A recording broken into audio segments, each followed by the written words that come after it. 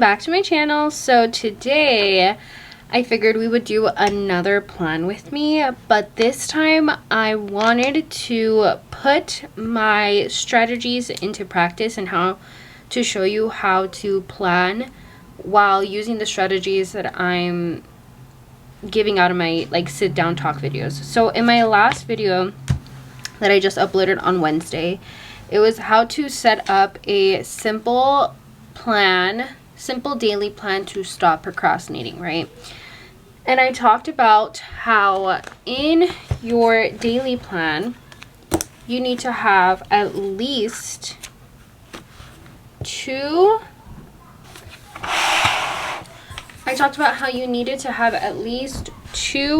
non-negotiables and one priority.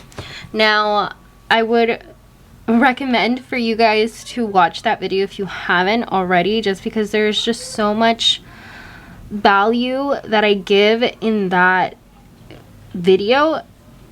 But just to kind of sum up what we're doing today, and in case you haven't watched that, which again I recommend you guys go watching it, but to kind of give you the rundown of what two negotiables and one priority means, is that we are setting up our daily plans based on having one priority, meaning one goal, one thing that you are working on, one thing that you're going to prioritize over everything else. That's including like sleep, scrolling on TikTok, personal time, maybe even chores. Like, this is the one thing that you're going to prioritize whenever you have free time for yourself. Two non-negotiables means these are things that we're not willing to compromise. They cannot be compromised because it's things like work, kids, family responsibilities, or other obligations. These are obligations that you have to show up to, or else you will end up homeless, you will end up broke, you will end up hungry, you will end up with the state involved in some shape, form, or fashion, okay? So for me, my two non-negotiables is work and kids. Those are things I cannot compromise. So when we talk about time blocking, and time blocking is a thing that really truly just gave me an idea as to what I'm working with, and that's what we're going to utilize today and talk about how important time blocking is, also using this system. So your non-negotiables are going to take up around 50 to 70% of your day. These are things that are going to take up the bulk of your day, okay? We have to work for multiple hours to make enough money to pay for our bills. We have to make sure that we're feeding our kids, we're spending time with our kids, we're doing homework with our kids, we're taking them to sports or any school events. Like, they're taking up majority of our day if you have kids. If you don't, then these numbers obviously will vary for you, but your non-negotiables, whatever it's going to be, it's going to take up 50 to 70% of your day, depending on what your non-negotiables are. Your priorities, depending on what time you wake up, what time you get off of work, and how much leisure time you have for yourself, is going to take up around 20 to 10% of your day, which is totally okay. Because if you really think about it, going to the gym for 1 hour is 10% of your day. And if you're waking up an hour earlier than you need to, then you get an extra hour to your day. So that's why 10 to 20%. Also, again, maybe these won't align, so you may have actually more time to work on your priorities. But overall, from 50 to 70%, this is how much time you have for yourself, okay? So knowing that, this is how I end up setting up my days. Understanding what my non-negotiables are, what are the things I can't compromise, and those are the things I'm putting into my planner every single day, right? I have to go to work Monday through Friday. I have to make sure I'm feeding my kids Monday through Sunday.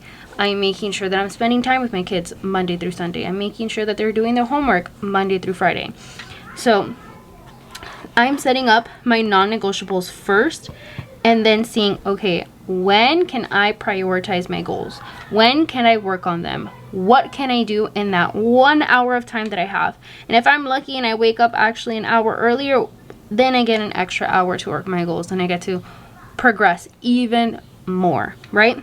So it's not just prioritization, it's also what are you doing in that time, right? Are you actually making the progress that you need to and putting one foot in front of the other and really climbing that ladder? So having that 10 to 20% is so freaking important.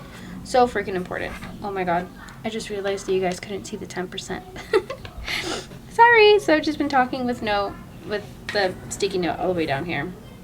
By the way, this lighting is like horrible. Can't do much about it. So, yeah, we have 2 non-negotiables, 1 priorities, 10% to 20%. Sorry, I just spoke a lot with the sticky note not being there, so I really hope I didn't piss anyone off. Okay, so this is my planner. If you guys are new here, this is my planner. It's the daily planner. I got this from some girl who sells them online. Her name is Sophia. Love, love, love her planner. This is my first year using it. Absolutely love it. We'll continue using it every single year. So I've already done my monthly planning. If you guys are interested in watching that, that is also on my channel. I'll link everything in the cards. So just keep an eye out because they will pop up eventually. Okay, so we are starting a whole new week in the month of June. So yay, yay me. I will weekly plan later. As of right now, I'm going to just daily plan. Let me see how I can fix this lighting. This lighting is horrible. Okay, I really hope that helped a little bit. I tried closing the window, so I really hope that helps. Okay, so we're gonna work on my daily plan. I'll weekly plan a little bit later, but as of right now, we're gonna daily plan together. So tomorrow is gonna be June 2nd of 2025. And okay, so this is the time blocking section. This is the time blocking section right here on the daily planner.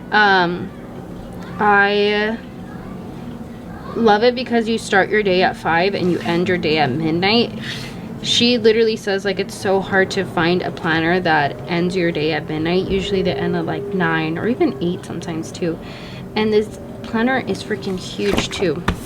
But again, I just love it. Okay, so I'm gonna go ahead and start filling out with my non-negotiables first. So I go to work from 8 to 3:30.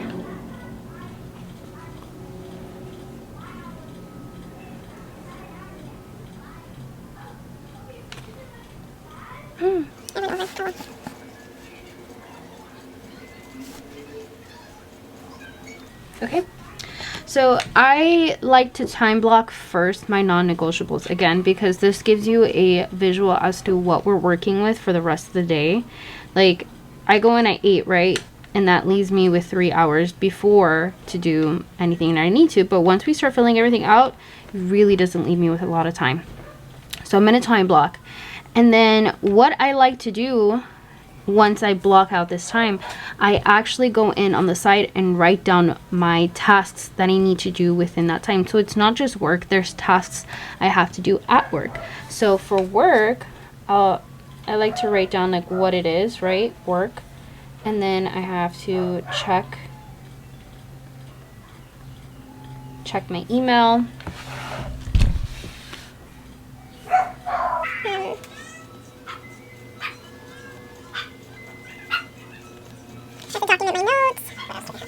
This week is kind of a special week because it's actually the last week of school. So we're ending the year, so I'm not doing any actual speech therapy. If you guys don't know, I'm a speech language pathologist assistant, so I work in the schools right now. And it's the last week of school, so I'm not doing any speech therapy this week. I'm mostly just helping my SLPs with anything that they need, whether it's like taking stuff down, filing things, making any notes adjustments. So I don't know exactly what I'm doing this week other than just checking my email, documenting my notes. I need to make sure I need to take my gift bags.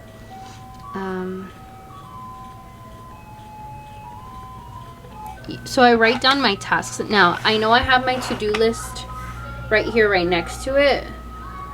I know I have my to-do list right here next to it, but I like to leave this space more for my personal tasks where I don't have this chunk of space to write in my actual tasks, because if I start just writing it here, it's just gonna get jumbled up. So it's better to just have it within the actual block, because it's a lot of space that I can write my notes in. So prefer to do that. Okay, so then, you know, this is obviously driving time. I'll just put it as like driving time. So I go to work from 8 to 3:30, but you know, an hour to drive. And then from 4 to 8:30, I'm literally, that's like my time to spend with my kids. Yeah, from 4 to 8:30, that's the time they spend awake. And either I can spend my time with them or I can do something else. So this day again is special because at 4:30 or 4 o'clock I have a dentist appointment, so I'm not gonna get to spend a lot of time with them this week or this day, but I do have a dentist appointment. So my dentist appointment is at 4, and then I'll probably get home like around 5 or 6, which really sucks because I wanted to go to the gym, but it's fine. So from 5 to 8:30.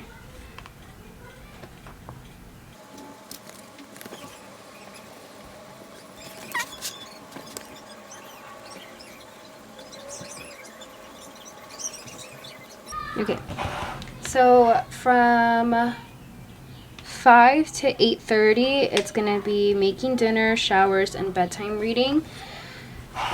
So now we can zoom out, right? That leaves me from the time that I can go to bed, which I try to make it as much as I can to 11 o'clock. Because even though their bedtime is at 8:30, it does not mean that they're falling asleep exactly at 8:30. We're just all in bed by 8:30, and then whenever they fall asleep is when I get to get up and do my things.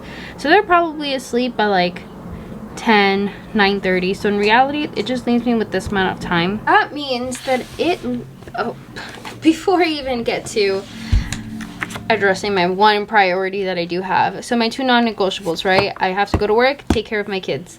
Now, there's also before time and there's also after time. So it's not just this chunk of time that I have. Like, this is not just the only non-negotiables, right? I have to count for dropping off the kids, driving to work, and then obviously them falling asleep before I can even touch the one priority that I do have. So at 7 o'clock, so at 5 a.m. I am waking up. Okay. So at 5 a.m. I am waking up. And then at 7 a.m. I'm dropping off. Drop off. And plus,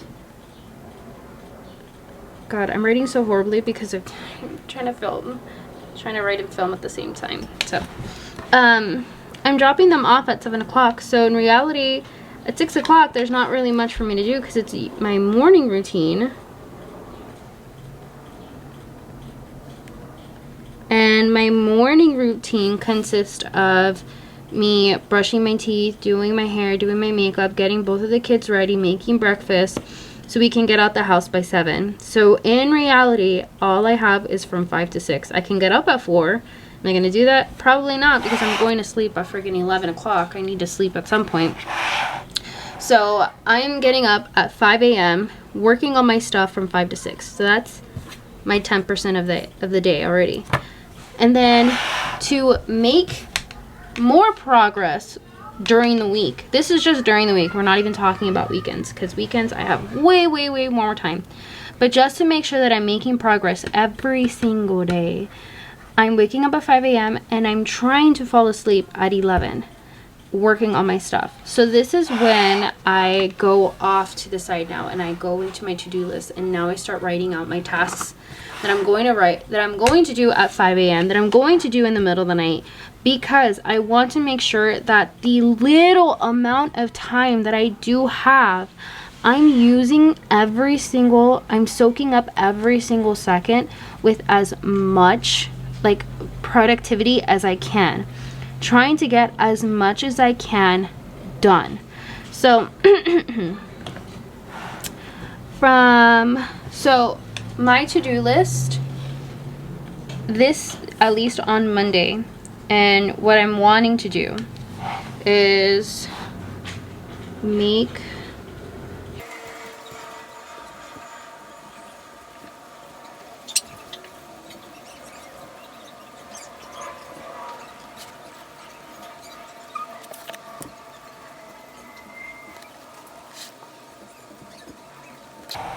okay. So I've created my to-do list on what I'm going to do for those 2 hours that I do have. Am I going to get to everything? Absolutely not, because it's only 10 to 20%. This is going to take me a really, really long time to do each one. So if I get it done, I obviously put a check. If I don't get it done, I put an X. It does not mean that I'm not being productive, because again, look how much time I really have during my week. And that is what you need to realize, is that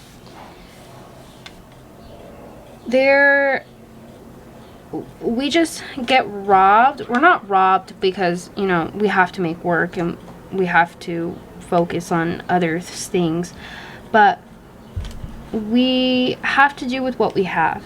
And this is just a routine that I've built out that's really helping me stay consistent, even though I don't have a lot of time. And it really helps me put in perspective that I don't need to do more, because like, why would I overwhelm myself with more things to do when I don't really have that much time to do stuff anyways? So having a system built in, having a routine and a structure built in, really helps eliminate all that waiting time, the decision making.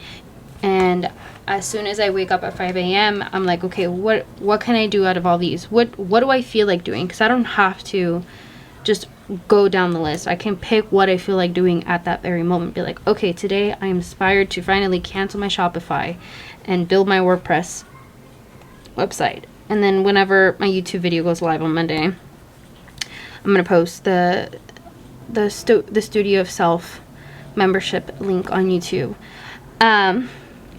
You know, I can start building the Studio of Self content hub, because you guys are signing up for the waiting list, which is crazy. By the way, if you guys don't know, I'm launching a membership accountability group called the Studio of Self, and I'm in the process of building everything. You guys have been signing up. You guys have been sending me messages about how excited you are, and so I just can't wait to launch it.